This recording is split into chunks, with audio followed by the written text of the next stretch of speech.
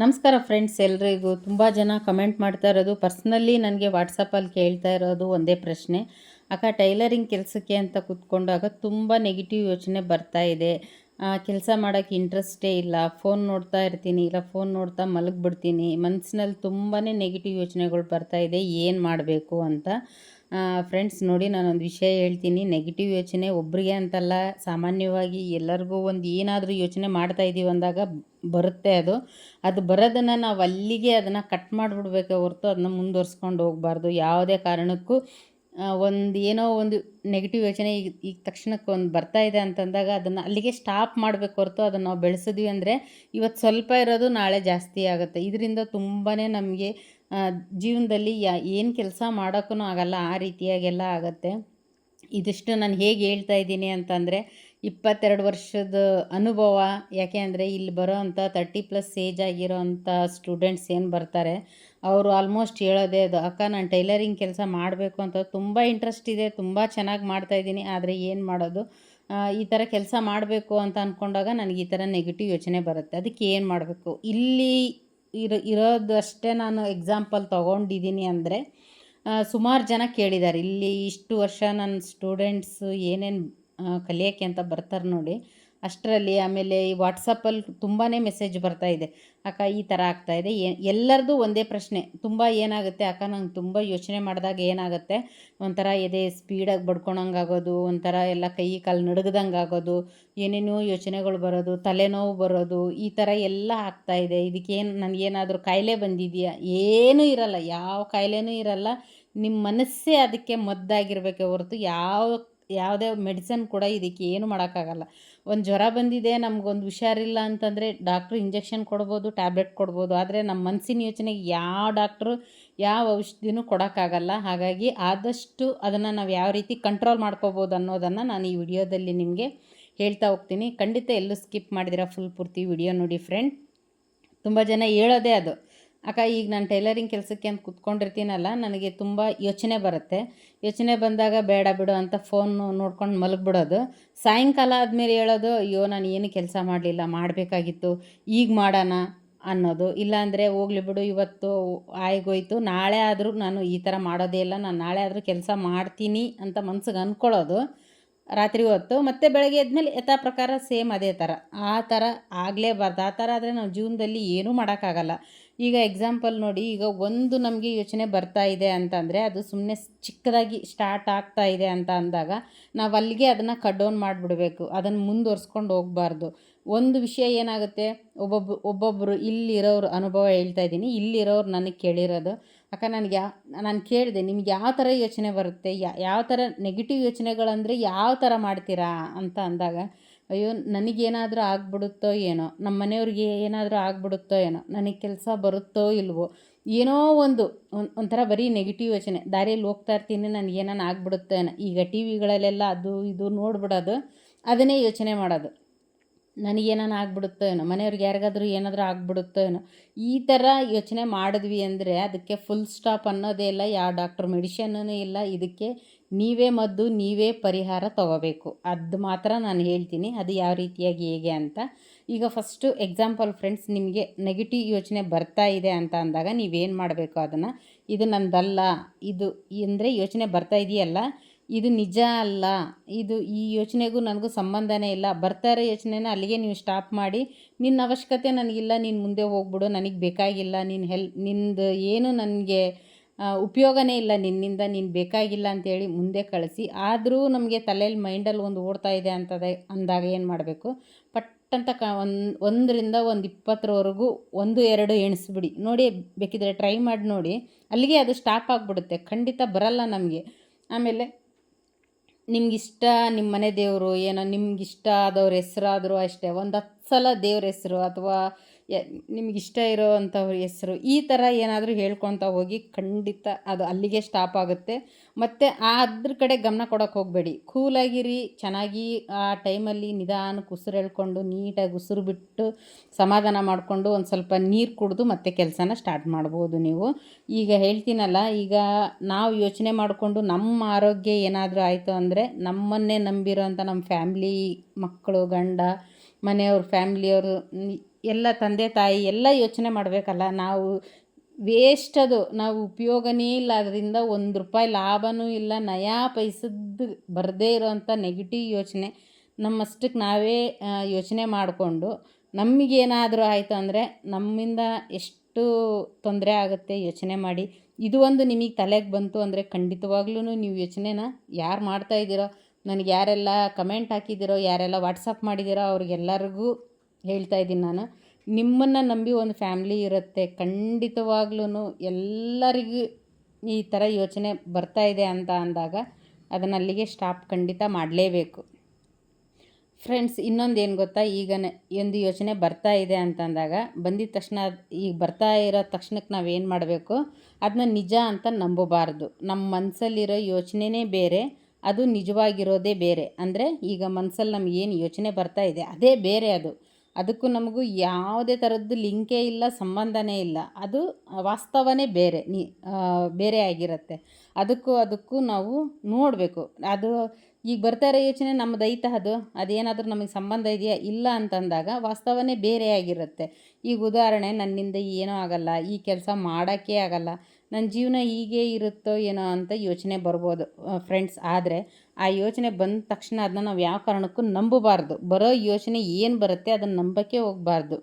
ಇದು ನನ್ನ ಮನಸ್ಸಲ್ಲಿರೋ ಒಂದು ಯೋಚನೆ ಅಷ್ಟೇ, ಇದು ಸತ್ಯನೇ ಅಲ್ಲ, ಇದು ಬರೀ ಯೋಚನೆ, ಅದು ಸತ್ಯ ಅಂತೂ ಖಂಡಿತ ಅಲ್ಲ ಅಂತ ನಮಗೆ ನಾವೇ ಹೇಳ್ಕೋಬೇಕು. ಯೋಚನೆ ಬರ್ತಾ ಇದೆ ಅಂತ ಅಂದಾಗ ಅದನ್ನು ಬಲವಂತವಾಗಿ ತೆಗೆದುಹಾಕ್ಬಿಟ್ಟು ನಿಮ್ಮ ಕೆಲಸ, ನಿಮ್ಮ ಗಮನನ ಬೇರೆ ಕಡೆ ಕೊಟ್ಬಿಡಬೇಕು. ಈಗ ಟೈಲರಿಂಗ್ ಕೆಲಸಕ್ಕೆ ಅಂತ ಕೂತ್ಕೊಂಡಾಗ ಮನಸ್ಸಲ್ಲಿ ತುಂಬ ಯೋಚನೆಗಳು ಬರ್ತಾ ಇದ್ದಾವೆ. ಮೊದಲು ಒಂದು ಫ್ರೀಯಾಗಿ ಶಾಂತವಾಗಿರೋ ಅಂಥ ಪ್ಲೇಸಲ್ಲಿ ಕೂತ್ಕೊಂಡು ನಿಧಾನವಾಗಿ ಉಸಿರು ಒಳಗೆ ತೆಗೆದುಕೊಂಡು ಹೊರಗಡೆ ಬಿಟ್ಟು ಮನಸ್ಸಿಗೆ, ನಮ್ಮ ಮನಸ್ಸಿಗೆ ನಾವೇ ಹೇಳ್ಕೋಬೇಕು. ಖಂಡಿತ ಹೇಳ್ಕೊಳ್ಳೇಬೇಕು ಫ್ರೆಂಡ್ಸ್. ಏನಂತ, ನಾನು ಈ ಕ್ಷಣದ ಮೇಲೆ ಮಾತ್ರ ಗಮನ ಕೊಡ್ತೀನಿ. ಅಂದರೆ ಈಗ ನಾನೇನು ಈ ಒಂದು ಸ್ಟಿಚ್ ಮಾಡ್ತಾಯಿದ್ದೀನಿ ಅಂತ ಅಂದ್ಕೊಳ್ಳಿ, ಅದ್ರ ಮೇಲೆ ಅಷ್ಟೇ ನಾನು ಗಮನ ಕೊಡ್ತೀನಿ. ಎಲ್ಲ ಸಮಸ್ಯೆಗಳು ಅಂದರೆ ಈ ಬರ್ತಾ ಇರೋ ಯೋಚನೆ ಎಲ್ಲದಕ್ಕೂ ನಾನು ಉತ್ತರ ಕೊಡಲೇಬೇಕಂತೇನಿಲ್ಲ, ಅದನ್ನೆಲ್ಲ ಯೋಚನೆ ಮಾಡಲೇಬೇಕು ಅಂತ ಖಂಡಿತ ಏನೂ ಇಲ್ಲ. ಯಾರೂ ನಮ್ಮ ಮೇಲೆ ಪ್ರೆಷರ್ ಹಾಕಿಲ್ಲ. ಈಗ ನಾವು ಸ್ಟಿಚ್ ಮಾಡ್ತಾ ಇರೋಂಥ ಬ್ಲೌಸ್ನ ನಾವು ಕೊಟ್ಟಿಲ್ಲ ಅಂದಾಗ ಬಂದು ಕೇಳ್ತಾರೆ ನಮ್ಮನ್ನು, ಯಾಕೆ ನೀವು ನಾನು ಹೇಳಿದ ಟೈಮಿಗೆ ಬ್ಲೌಸ್ ಕೊಟ್ಟಿಲ್ಲ ಅಂತ ಕೇಳ್ತಾರೆ. ಬಟ್ ನಾವು ಮಾಡ್ತಾ ಇರೋ ಯೋಚನೆನ ನೀನು ಯಾಕೆ ಯೋಚನೆ ಮಾಡ್ತಾ ಇಲ್ಲ ಅಂತ ಕೇಳೋರು ಖಂಡಿತ ಯಾರಾದರೂ ಇದ್ದಾರಾ? ಯಾರೂ ಇಲ್ಲ. ಹಾಗಾಗಿ ಎಷ್ಟೇ ನಮಗೆ ಸಮಸ್ಯೆ ಇದ್ದರೂ ಕೂಡ ಅದನ್ನು ನಾವು ನಮ್ಮ ಮನಸ್ಸನ್ನು ಬೇರೆ ಕಡೆ ನಾವು ತಿರುಗಿಸ್ಬಿಡ್ಬೇಕು. ಆಮೇಲೆ ಫ್ರೆಂಡ್ಸ್, ನಾವು ಇನ್ನೊಂದು ಏನಂತ ಹೇಳ್ಕೋಬೇಕು, ದೊಡ್ಡ ಕೆಲಸದ ಬಗ್ಗೆ ಯೋಚನೆ ಮಾಡೋಕ್ಕೆ ಈಗ ಈ ಸ್ಟೇಜಲ್ಲಿ ನೀವು ಇದ್ದೀರಾ ಅಂದಾಗ ಫುಲ್ ದೊಡ್ಡ ಕೆಲಸದ ಬಗ್ಗೆ ಖಂಡಿತ ಯೋಚನೆ ಮಾಡಲೇಬಾರ್ದು.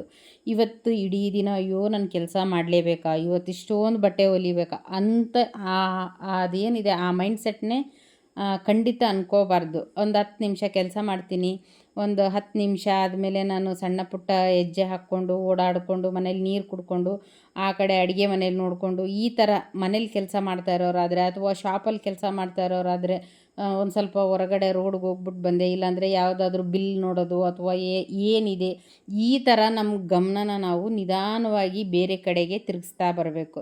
ಇನ್ನೊಂದು ಮುಖ್ಯವಾದ ವಿಷಯ ಫ್ರೆಂಡ್ಸ್ ಏನಂತಂದರೆ, ಫೋನ್ ನಮ್ಮ ನೆಗೆಟಿವ್ ಯೋಚನೆಗಳನ್ನು ಹೆಚ್ಚಿಸ್ಬೋದು. ಇದು ಫೋನ್ ಆಯಿತು, ಈಗ ನಾವು ಏನೋ ಒಂದು ಕ್ರೈಮ್ ಸ್ಟೋರಿ ನೋಡ್ತಾ ಇದ್ದೀವಿ ಅಂತ ಅಂದಾಗ, ನಾವು ಯಾವಾಗಾದರೂ ನಾವು ಬೇಜಾರಲ್ಲಿದ್ದೀವಿ ಅಂತ ಅಂದಾಗ ಫೋನ್ನ ತೊಗೊಂಡು ಎಷ್ಟೋ ನಾವು ಸ್ಕ್ರೋಲ್ ನೋಡ್ತಾ ಇದ್ದೀವಿ ಅಂತಂದ್ರೂ ಸಮಯ ಹೋಗೋದೇ ಗೊತ್ತಾಗಲ್ಲ. ಎಷ್ಟು ನಾವು ಟೈಮ್ ನೋಡ್ತಾ ಇದ್ದೀವಿ ಅಂದರೆ, ಈಗ ಒಂದಾದಮೇಲೆ ಒಂದು ಸ್ಕ್ರಾಲ್ ಮಾಡ್ತಾ ಇದ್ದರೆ ಖಂಡಿತ ಒಂದಾದಮೇಲೆ ಒಂದು ವಿಡಿಯೋ ರೀಲ್ಸ್ ಬರ್ತಾನೇ ಇರುತ್ತೆ, ಅದಕ್ಕೆ ಅಂತ್ಯ ಅನ್ನೋದೇ ಇಲ್ಲ. ಹಾಗಾಗಿ ಅದನ್ನು ನಾವು ಆದಷ್ಟು ಎಷ್ಟು ಬೇಕೋ ಹಿತಮಿತವಾಗಿ ಇಟ್ಕೋಬೇಕಾಗುತ್ತೆ. ಬೇಡದೇ ಇರೋದನ್ನೆಲ್ಲ ಹೆಚ್ಚೆಚ್ಚಿಗೆ ನಮಗೆ ಸಂಬಂಧನೇ ಇಲ್ಲದೆ ಇರೋವಂಥ ವಿಷಯಗಳನ್ನು ನೋಡೋದು, ಅದ್ರ ಬಗ್ಗೆ ಯೋಚನೆ ಮಾಡೋದು, ಇದರಿಂದ ಫೋನಿಂದ ಕೂಡ ನೆಗೆಟಿವ್ ಯೋಚನೆಗಳನ್ನ ನಾವು ಜಾಸ್ತಿನೇ ಮಾಡ್ಕೊಂಡಿರ್ತೀವಿ ಹೊರತು ಕಡಿಮೆ ಅಂತ ಆಗಲ್ಲ. ಇದು ಫೋನ್ ಅಂತ ಹೇಳ್ತೀನಲ್ಲ, ಉಪಯೋಗಕ್ಕೂ ಇದೆ, ಇದರಿಂದ ನಷ್ಟ ಕೂಡ ಇದೆ. ನಾವು ಹೇಗೆ ಬಳಸ್ತೀವಿ ಅನ್ನೋದ್ರ ಮೇಲೆ ಡಿಪೆಂಡ್ ಇರುತ್ತೆ. ನಾವು ಒಂದು ಏನೋ ಕೆಲಸಕ್ಕೆ ಯೂಸ್ ಆಗ್ತಾ ಇದೆ ಅಂತ ಅಂದಾಗ ಬಳಸ್ಕೊಂಡ್ರೆ ಅದು ಒಂದು ಬೇರೆ. ಈಗ ಟೈಲರಿಂಗ್ದಾಯಿತು, ಏನೋ ಒಂದು ಒಳ್ಳೆ ವಿಡಿಯೋ ನೋಡ್ತೀನಿ ಅಂದಾಗ ನೋಡ್ಬೋದು ನೀವು. ಅದೇ ನಮಗೆ ಈ ಸಂಬಂಧನೇ ಇಲ್ಲದೆ ಇರೋ ಅಂಥ ವಿಡಿಯೋಗಳನ್ನ ನೋಡಿಕೊಂಡು ಇಲ್ಲದೇ ಇರೋ ಉಸಾಬರಿನೆಲ್ಲ ತಲೆಗೆ ಹಾಕ್ಕೊಂಡಾಗ ಖಂಡಿತ ಇದು ಇಲ್ಲದೇ ಇರೋರಿಗೂ ಕೂಡ ಇದು ಖಂಡಿತ ಸ್ಟಾರ್ಟ್ ಆಗುತ್ತೆ. ಹಾಗಾಗಿ ಟೈಲರಿಂಗ್ ಕೆಲಸ ನಾವು ಯಾವಾಗ ಸ್ಟಾರ್ಟ್ ಮಾಡ್ತೀವೋ ಸ್ವಲ್ಪ ಫೋನ್ನ ದೂರ ಇಟ್ಬಿಡಬೇಕು. ದೂರ ಅಂದರೆ ಈಗ ಇಷ್ಟು ಗಂಟೆ ನಾನು ಕೆಲಸ ಮಾಡ್ತೀನಿ, ಇಷ್ಟು ಗಂಟೆ ಆದಮೇಲೆ ನನಗೆ ಫೋನ್ ಆಮೇಲೆ ಯೂಸ್ ಮಾಡ್ತೀನಿ ಅನ್ನೋದನ್ನು ನಮ್ಮ ಮನಸ್ಸಿಗೆ ನಾವು ನೋಡಬೇಕಾಗುತ್ತೆ. ಆಮೇಲೆ ನಮ್ಮ ಮನಸ್ಸಲ್ಲಿ ಈಗ ಒಂದು ಎಕ್ಸಾಂಪಲ್ ಹೇಳ್ಬೇಕಂದ್ರೆ, ಈಗ ನಮ್ಮ ಮನಸ್ಸಲ್ಲಿ ಏನೇನು ಯೋಚನೆ ಬರ್ತಾ ಇದ್ದಾವೆ ಯಾವುದಕ್ಕಾದ್ರೂ ಸಾಕ್ಷಿ ಇದೆಯಾ? ಬೇಕಾದ್ರೆ ನಿಮ್ಮನ್ನೇ ನೀವು ಕೇಳ್ಕೊಳ್ಳಿ.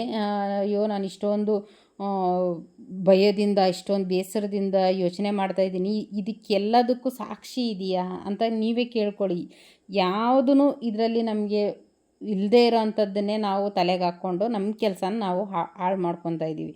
ಆಮೇಲೆ ಇನ್ನೊಂದು ಇದರಲ್ಲಿ ನಾವು ಮಾಡೋ ಮಿಸ್ಟೇಕ್ ಏನಪ್ಪ ಅಂತಂದರೆ, ಅಯ್ಯೋ ಅವರು ಅಷ್ಟೊಂದು ಬೆಳೆದಿದ್ದಾರೆ, ಅವರು ಅಂತ ಮನೆ ಕಟ್ಟಿಸಿದ್ರು, ಅವ್ರದ್ದು ಇಷ್ಟು ದುಡ್ಡು ಬರ್ತಾಯಿದೆ, ನನಗೇನು ಬರ್ತಾಯಿಲ್ಲ, ನಾನು ಏನೂ ಮಾಡಲಿಲ್ಲ ಅಂತ ಯೋಚನೆ ಮಾಡ್ಕೊಂಡು ಕೂತ್ಕೊಂಡ್ರೆ ಇನ್ನೂ ಬೇಜಾರಾಗುತ್ತೆ. ಖಂಡಿತ ನಮ್ಮ ಜೀವನನ ನಮ್ಮ ಹಿಂದಿನ ಜೀವನದ ಜೊತೆ ಮಾತ್ರ ಹೋಲಿಸಿ, ನಿನ್ನೆಗಿಂತ ಇವತ್ತು ನಾವು ಎಷ್ಟು ಚೆನ್ನಾಗಿದ್ದೀವಿ, ಎಷ್ಟು ಮುಂದೆ ಹೋಗಿದ್ದೀವಿ ಅಂತ ಖಂಡಿತ ಇದನ್ನು ನಾವು ನೋಡಬೇಕಾಗುತ್ತೆ. ಅವ್ರು ಮುಂದೆ ಹೋದ್ರು, ಇವ್ರು ಮುಂದೆ ಹೋದ್ರು, ಅವ್ರದ್ದು ಹಂಗಿದೆ, ಇವ್ರದ್ದು ಹಂಗಿದೆ ಅಂತ ಯೋಚನೆ ಮಾಡೋ ಬದಲು ನಾವು ಈಗೇನು ಮಾಡ್ಬೋದು, ಈಗ ನಾವೇನು ಮಾಡಿದ್ರೆ ನಮ್ಮ ಜೀವನದಲ್ಲಿ ನಾವು ಒಂದು ಮಟ್ಟಕ್ಕೆ ಬೆಳಿಬೋದು ಅನ್ನೋದನ್ನು ನಾವು ಅದನ್ನೇ ಯೋಚನೆ ಮಾಡೋದಲ್ಲ. ಈ ದಾರಿಯಲ್ಲಿ ಇವತ್ತಿಗಿಷ್ಟು ಸಾಕು ನನಗೆ, ಇಷ್ಟೇ ನಿಮ್ಮ ಮೈಂಡಲ್ಲಿ ಇಟ್ಕೊಂಡ್ರಿ ಅಂದರೆ ಖಂಡಿತ ನಿಮ್ಮ ಕೆಲಸನೂ ಇಂಪ್ರೂವ್ಮೆಂಟ್ ಆಗುತ್ತೆ, ನಿಮಗೆ ಬರ್ತಾ ಇರೋ ಯೋಚನೆ ಕೂಡ ಕಡಿಮೆ ಆಗುತ್ತೆ. ಫ್ರೆಂಡ್ಸ್, ನಿಮಗೆ ಆಗಾಗ ನೆಗೆಟಿವ್ ಯೋಚನೆಗಳು ಬರ್ತಾ ಇದೆ ಅಂತಂದಾಗ ನೀವೇನು ಮಾಡಬೇಕು? ನನ್ನ ಕೆಲಸ ಮಾಡೋಕ್ಕೆ ಕಷ್ಟ ಅನ್ನಿಸ್ತಾ ಇದೆ ಅಂತ ಅಂದಾಗ ಒಳ್ಳೆ ಫ್ರೆಂಡ್ ಅಂತೂ ಒಬ್ರಿಗೊಬ್ಬರಾದ್ರೂ ಫ್ರೆಂಡ್ ಇದ್ದೇ ಇರ್ತಾರೆ. ಅಂಥ ಫ್ರೆಂಡ್ಸ್ ಜೊತೆಗೆ ನಾವು ಖುಷಿ ವಿಷಯನ ಹಂಚ್ಕೋಬೇಕಾಗುತ್ತೆ. ಇದರಿಂದ ಯಾವುದೇ ತಪ್ಪೂ ಇಲ್ಲ. ಅವರು ಒಳ್ಳೆ ನಿಮಗೆ ಆತ್ಮೀಯರಿದ್ದಾರೆ ಅನ್ನೋ ಹಾಗಿದ್ದರೆ ನಿಮ್ಮ ಕಷ್ಟ ಕೂಡ ಹೇಳ್ಕೊಬೋದು. ಕಷ್ಟನ ಹೊರಗಡೆ ಜನದ ಹತ್ರ ಜಾಸ್ತಿ ಹೇಳ್ಕೊಳ್ಳೋದಕ್ಕಿಂತ ನಾವು ಖುಷಿ ಹಂಚ್ಕೊಂಡಾಗ ನಮ್ಮ ಖುಷಿ ಇನ್ನೂ ಡಬಲ್ ಆಗುತ್ತೆ. ಕಷ್ಟನ ಜಾಸ್ತಿ ಆದಷ್ಟು ಹೊರಗಡೆ ಇರೋರ ಹತ್ರ ಹಂಚ್ಕೊಳ್ಳೋಕೆ ಹೋಗಬಾರ್ದು. ಯಾರಾದರೂ ನಿಮಗೊಬ್ಬರು ಆತ್ಮೀಯವಾಗಿದ್ದಾರೆ ಅಂತಂದಾಗ ಅಂಥವ್ರ ಜೊತೆಗೆ ಖಂಡಿತವಾಗ್ಲೂ ಶೇರ್ ಮಾಡ್ಕೋಬೋದು. ಅದರಲ್ಲಿ ಯಾವುದೇ ಥರ ತಪ್ಪೂ ಇಲ್ಲ. ಅವ್ರ ಕಷ್ಟನೂ ನಿಮ್ಮ ಹತ್ರ ಹೇಳ್ಕೊತಾ ಇದ್ದಾರೆ ಅಂತ ಅಂದಾಗ ನೀವು ಅವ್ರ ಹತ್ರ ಮಾತಾಡ್ಕೋಬೋದು. ಅದರಿಂದ ಕೂಡ ನಿಮ್ಮ ಮನಸ್ಸಿಗೆ ಒಂದು ಸ್ವಲ್ಪ ಖಂಡಿತ ನೆಮ್ಮದಿ ಸಿಗುತ್ತೆ. ಫ್ರೆಂಡ್ಸ್, ಇನ್ನೊಂದು ಏನು ಹೇಳಬೇಕು ಅಂತಂದರೆ, ನೀವು ಪ್ರತಿದಿನ 3 ವಿಷಯನ ಖಂಡಿತವಾಗ್ಲೂ ನಿಮ್ಮ ಮನಸ್ಸಲ್ಲಿ ಇಟ್ಕೊಳ್ಳೇಬೇಕು. ಒಂದು ಟೈಲರಿಂಗ್ ಕೆಲಸ, ಒಂದು ಮನೆ ಕೆಲಸ, 3ನೇದು ನಮಗಾಗಿ ನಾವು ಮಾಡುವಂಥ ಕೆಲಸ. ನಮಗಾಗಿ ಅಂತಂದರೆ ನಮ್ಮ ಕೆಲಸನೂ ಈ ಬರೀ ಟೈಲರಿಂಗ್ ಕೆಲಸ, ಮನೆ ಕೆಲಸ ಅಂತ ಅಂದ್ಕೊಂಡು ನಮ್ಮ ವೈಯಕ್ತಿಕ, ನಮ್ಮ ಪರ್ಸ್ನಲ್ ಕೆಲಸಗಳು ಅಂತ ನಮಗೂ ನಾವು ಟೈಮ್, ಆರೋಗ್ಯದ ಬಗ್ಗೆ ಕೊಡಬೇಕಾಗುತ್ತೆ, ನಮ್ಮ ಒಂದು ಹೆಲ್ತ್ ಬಗ್ಗೆ ಕೊಡಬೇಕು, ನಮ್ಮ ಬ್ಯೂಟಿ ಬಗ್ಗೆ ಕೊಡಬೇಕು, ಎಲ್ಲದ್ರ ಬಗ್ಗೆನೂ. ಈಗ ನಾವು ಚೆನ್ನಾಗಿದ್ದರೆ, ಮನೆ ಹೆಣ್ಮಗಳು ಚೆನ್ನಾಗಿದ್ದರೆ ಮನೆ ನಡೆಸ್ಕೊಂಡು ಹೋಗ್ಬೋದು. ಅದೇ ಮನೆ ಹೆಣ್ಮಗಳು ಸಪ್ಪಗೆ ಬೇಜಾರಾಗಿ, ಈಗ ಮಕ್ಕಳೆಲ್ಲ ಖುಷಿಯಾಗಿ ಸ್ಕೂಲಿಂದ ಬಂದಿರ್ತಾರೆ, ಅವ್ರ ಮುಂದುಗಡೆ ನಾವು ಬೇಜಾರಾಗಿದ್ವಿ ಅಂದರೆ ಮಕ್ಕಳ ಮನಸ್ಸು ಹೆಂಗಾಗುತ್ತೆ ಅದನ್ನು ಕೂಡ ಯೋಚನೆ ಮಾಡಬೇಕಲ್ಲ. ಹಾಗಾಗಿ ಯಾವ ಥರ ಇರಬೇಕು ಅಂತಂದರೆ, ನಮ್ಮ ಲೈಫ್ನ ನಾವು ಫುಲ್ ಬ್ಯುಸಿ ಇಟ್ಕೋಬೇಕು ಅಂತ ನಾನು ಹೇಳ್ತಾ ಇಲ್ಲ. ಇರೋ ಟೈಮಲ್ಲಿ ಈಗ ಎಷ್ಟು ನಮ್ಮಿಂದ ಮಾಡೋಕ್ಕೆ ಕೆಲಸ ಆಗ್ತಾಯಿದೆ, ನನಗೆ ಈ ದಿನಕ್ಕೆ ಇಷ್ಟೇ ಸಾಕು, ಸ್ಟಾರ್ಟಿಂಗು ನೀವು ಅಷ್ಟೇ ಮಾಡಿ, ಅಲ್ಲಿಂದನೇ ಅದು ಡಬಲ್ ಆಗ್ತಾ ಹೋಗುತ್ತೆ ಹೊರತು ಕಡಿಮೆ ಅಂತೂ ಯಾವಾಗೂ ಆಗಲ್ಲ. ನನಗೆ ಬಟ್ಟೆ ಇಲ್ಲ ಅನ್ನೋ ಯೋಚನೆನೇ ಮಾಡಬೇಡಿ. ಇವತ್ತೇನಿದೆ ಇವತ್ತು ಆ ಕೆಲಸದ ಬಗ್ಗೆ ಯೋಚನೆ ಮಾಡಿ. ಇವತ್ತು ನಿಮಗೇನು ಕೆಲಸ ಇಲ್ವಾ, ಮನೆ ಕ್ಲೀನ್ ಮಾಡ್ಕೊಳ್ಳಿ, ಅಥವಾ ನಿಮ್ಮ ಸ್ಕಿನ್ಗೆ ಏನಾದರೂ ಮಾಡ್ಕೊಳ್ಳಿ, ಅಥವಾ ಹೇರ್ಗೆ ಏನಾದರೂ ಮಾಡ್ಕೊಳ್ಳಿ, ಅಥವಾ ಮನೆಯಲ್ಲಿ ಏನಾದರೂ ಒಂದು ಹೊಸ ರೆಸಿಪಿ ಟ್ರೈ ಮಾಡಿ. ಈ ಥರ ಏನಾದರೂ ಒಂದು ನಿಮ್ಮ ವೈಯಕ್ತಿಕ ಕೆಲಸ, ಟೈಲರಿಂಗ್ ಕೆಲಸ, ಮನೆ ಕೆಲಸ, ಇದು 3ನ್ನ ನೀವು ನೀಟಾಗಿ ಅಚ್ಚುಕಟ್ಟಾಗಿ ಕರೆಕ್ಟಾಗಿ ಮಾಡ್ಕೊಂಡು ಹೋದ್ರಿ ಅಂದರೆ ನಿಮ್ಮ ಮನಸ್ಸಿಗೆ ಯಾವುದೇ ಕೆಟ್ಟ ಯೋಚನೆ ಬರೋಕ್ಕೆ ಅಲ್ಲಿ ಚಾನ್ಸೇ ಇಲ್ಲ, ಖಂಡಿತ ಇಲ್ಲ. ಫ್ರೆಂಡ್ಸ್, ಇನ್ನೊಂದು ನಾನು ಕೊನೆಯದಾಗಿ ಒಂದು ಮಾತಂತೂ ನಿಮಗೆ ಖಂಡಿತ ಹೇಳಲೇಬೇಕು. ಏನಪ್ಪ ಅಂದರೆ, ನಮ್ಮ ಮನಸ್ಸಿಗೆ ಕೆಟ್ಟ ಯೋಚನೆ ಬಂದರೆ ನಾವು ಕೆಟ್ಟವರು ಅಂತ ಖಂಡಿತ ಅಲ್ಲ. ಕೆಟ್ಟ ಯೋಚನೆ ಬರ್ತಾ ಇದೆ ಅಂತ ಅಂದಾಗ ಅವ್ರು ಕೆಟ್ಟವರು ಅಂತ ಖಂಡಿತ ಅಂದ್ಕೊಳಕ್ಕೆ ಹೋಗಬಾರ್ದು. ಯೋಚನೆಗಳು ನೂರಾರು ಬರ್ತವೆ ಹೋಗ್ತವೆ. ಯಾವ ಯೋಚನೆಗೆ ನಾವು ಎಷ್ಟು ಮಹತ್ವ ಕೊಡಬೇಕು ಅನ್ನೋದನ್ನು ನಾವು ನಿಧಾನವಾಗಿ ಕಲಿಬೇಕು. ಬರೋ ಯೋಚನೆಗಳಿಗೆಲ್ಲ ನಾವು ಏನೋ ಸಮಜಾಯಿಷಿ ಕೊಡಬೇಕು ಅನ್ನೋದೇನಿಲ್ಲ. ಯಾವುದಕ್ಕೆ ಎಷ್ಟು ಬೆಲೆ ಅಷ್ಟರಲ್ಲೇ ನಾವು ಇರಬೇಕು. ಹಾಗಾಗಿ ಇವತ್ತಿಂದ ಒಂದು ಸಣ್ಣ ಬದಲಾವಣೆ ಮಾಡಿ ಫ್ರೆಂಡ್ಸ್, ಖಂಡಿತ ನಿಮಗೂ ಹೆಲ್ಪ್ ಆಗ್ಬೋದು. ನೀವು ಸ್ಟಿಚ್ಚಿಂಗು ಅಥವಾ ನೀವೇನು ಕೆಲಸ ಮಾಡ್ತಿರ್ತೀರ ಆ ಟೈಮಲ್ಲಿ 10 ನಿಮಿಷ ಆದ್ರೂ ನೀವು ನಿಮ್ಮ ಕೆಲಸ 10 ನಿಮಿಷದಿಂದನೇ ಸ್ಟಾರ್ಟ್ ಮಾಡಿ. ಫುಲ್ ಡೇ ಅಂತ ನಾನು ಹೇಳ್ತಾ ಇಲ್ಲ, 10 ನಿಮಿಷ, 1 ಅವರ್, ಹಾಫ್ ಆನ್ ಅವರು, ಈ ರೀತಿಯಾಗಿ ಇನ್ಕ್ರೀಸ್ ಮಾಡ್ಕೊಳ್ತಾ ಹೋಗಿ ನಿಮ್ಮ ಮನಸ್ಸಿಗೆ ನೀವೇ ಒಳ್ಳೆ ಮಾತುಗಳನ್ನ ಹೇಳ್ಕೋಬೇಕು. ಸಣ್ಣ ಸಣ್ಣ ಹೆಜ್ಜೆನೇ ದೊಡ್ಡ ಬದಲಾವಣೆ ಖಂಡಿತ ಆಗುತ್ತೆ ಫ್ರೆಂಡ್. ನಿಮಗೂ ಏನಾದರೂ ಈ ಥರ ನೆಗೆಟಿವ್ ಯೋಚನೆಗಳು ಬರ್ತಾ ಇದ್ದರೆ ನಿಮ್ಮ ಅನುಭವನ ಖಂಡಿತ ಕಮೆಂಟಲ್ಲಿ ತಿಳಿಸಿ. ನಿಮ್ಮ ಕಮೆಂಟ್ನ ನಾನು ಖಂಡಿತ ಎಲ್ಲದಕ್ಕೂ ನನಗೆ ಕಮೆಂಟ್ ನೋಡಬೇಕು ಅನ್ನೋ ಆಸೆ ತುಂಬಾ ಇದೆ. ಯೋಚನೆ ಇಲ್ಲಿ ನಾನು ಕೇಳಿರೋಷ್ಟು ಜನಕ್ಕೆ ಮಾತ್ರ ಇದೆಯಾ ಅಥವಾ ತುಂಬ ಜನಕ್ಕಿದೆಯಾ ಅನ್ನೋದು ನನಗೆ ಯೋಚನೆ ಇಲ್ವಾ ಅಂತ ನೀವು ಕೇಳ್ಬೋದು. ನಾನು ನೆಕ್ಸ್ಟ್ ವಿಡಿಯೋದಲ್ಲಿ ನಂದು ಹೇಳಿದ್ರೆ ಒಂದು ಕಥೆನೇ ಆಗುತ್ತೆ. ಖಂಡಿತ ನಾನು ನೆಕ್ಸ್ಟ್ ವಿಡಿಯೋದಲ್ಲಿ ಹೇಳ್ತೀನಿ. ಇದನ್ನೆಲ್ಲ ದಾಟಿನೇ ಫ್ರೆಂಡ್ಸ್ ನಾನು ಕೂಡ ಬಂದಿರೋದು. ಫ್ರೆಂಡ್ಸ್, ಈ ವಿಡಿಯೋನ ಇಲ್ಲಿಗೆ ಎಂಡ್ ಮಾಡ್ತಾಯಿದ್ದೀನಿ.